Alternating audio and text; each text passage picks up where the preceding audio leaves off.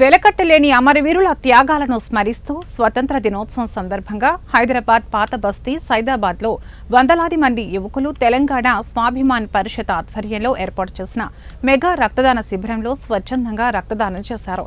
తెలంగాణ స్వాభిమాన్ రాష్ట్ర కన్వీనర్ వినయ్ కిషోర్ యాదవ్ రక్తదానం చేసి మాట్లాడారు.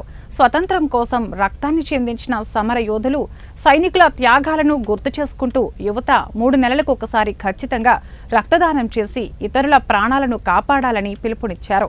ఈ కార్యక్రమంలో south east zone DCP Kantilal Subhash Patil పాల్గొని యువత రక్తదానం చేయడం హర్షణీయమని, ఇలాంటి స్వచ్ఛంద కార్యక్రమాలు చేస్తున్న వినయ్ కిషోర్ యాదవ్ కి శుభాకాంక్షలు తెలిపారు.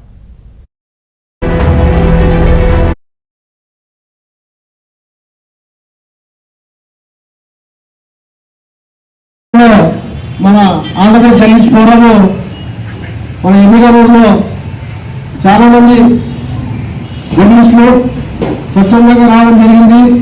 మన ఈ సందర్భంగా ఒక యూనియన్ ఏర్పాటు చేసి మా సమస్యల పరిష్కారం కోసం మేము చేయడం జరిగింది. ఎందుకంటే జర్నలిస్ట్ సమస్యలు చెప్పే రోజు కాదు, ఈరోజు మనకు స్వాతంత్రం కల్పించిన మహానుల గురించి మనం మాట్లాడుకోవాల్సిన అవసరం ఉంది. 78వ స్వాతంత్ర దినోత్సవ సందర్భంగా మీ అందరికీ మరొకసారి హృదయపూర్వకమైనటువంటి శుభాకాంక్షలు తెలియజేసుకుంటున్నాను. ఈ రోజు ఎంతో శుభదినం. ఎందుకంటే దాదాపు 200 సంవత్సరాలు పైజలకు బ్రిటిష్ పాలన నుంచి మన స్వతంత్ర సమర యోధులు పోరాడి కష్టపడి మనకు స్వాతంత్రాన్ని సిద్ధించడం జరిగింది. ఈ స్వాతంత్రాన్ని మనము కాపాడుకునేటువంటి బాధ్యత మన అందరి బుధస్కంధాల పైన ఉందని చెప్పి తెలియజేసుకుంటున్నాను.